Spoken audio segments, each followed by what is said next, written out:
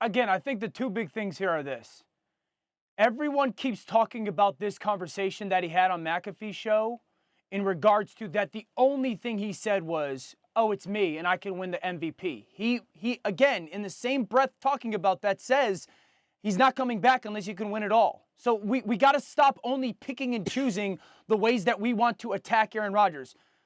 Mad Dog, I want to push back on something that you said, because you said that Green Bay doesn't have a choice. Green Bay absolutely has a choice here.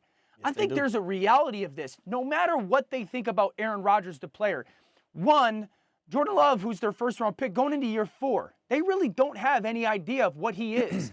And the second thing is the biggest part to me here. And I'll give Marcus Spears a shout-out for this, because I fought him all offseason about this, and I kind of concede that he was right, because he talked about Rodgers' lack of spending time in the spring with the receivers, and he kept using the word rapport. And I was thinking about, like, on-the-field timing and rhythm with the offense. And I think the reality is this. What happens if Aaron Rodgers is like, I want to play Green Bay, but I'm not coming back till middle of August?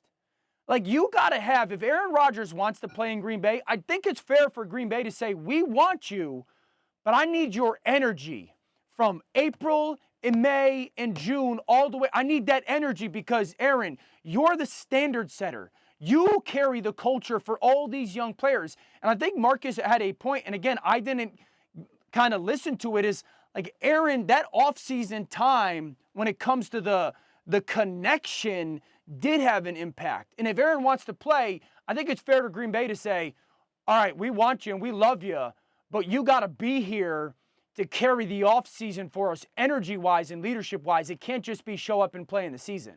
I'll buy that. But I disagree with you. You think he wants to do that, though? Well, probably I don't not. know. He wants to be practicing for Jeopardy. I understand. But the idea now that Jordan Love, remember, when Favre left, they had Rodgers. Okay? The idea that Jordan Love is going to pick up the train when Rodgers leaves, I'm not buying. Don't forget, though, when they went from... You've been impressed with Jordan Love when you've watched him play? I have not. You've been impressed with him? I think in spots he's had moments. He's had moments. I think it's very difficult to see. He was a talented player coming out of school. He hasn't played much. He's had moments against the Chiefs that were okay. He had moments against Philadelphia this year that were okay.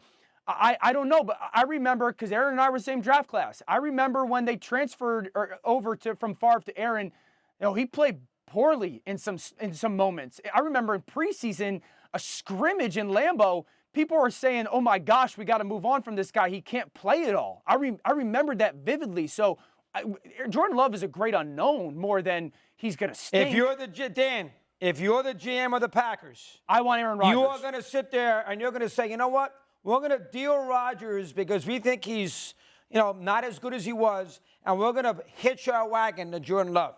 I'm not doing that if I'm I want Rodgers, if I'm the GM, when Rodgers can still play and Brady's at 46 playing as well as he is, I'm not doing that. But I'm going to ride Rodgers out as long as I can. Are you doing that if Aaron Rodgers says, I'm not coming back to Green Bay till the second week of August? See, that's the problem that I have. And Dan, you're bringing that up, and I think it's very meaningful that you bring it up because, number one, me and you have been in the locker room. We know how important it is for your star quarterback to be there with everybody. Right. And like you mentioned, Dan, it's not just the on-the-field stuff with the guys. It's getting to know Romeo Doubs as a person off the field. It's getting to know Christian Watson as an individual off the field. What makes these guys tick? What makes these guys go? If you're a two-time back-to-back MVP winner, you have to be around that facility. And I'm not saying you got to be there every single day. I'm not saying that. But you have to be around there enough for those guys to understand the way you're thinking and for you to understand them as individuals so you know how to move forward as a team. I'll buy that. Rodgers can't show up in August. I'll buy that. That you guys are right. Yeah. I'll give you one. The both of you.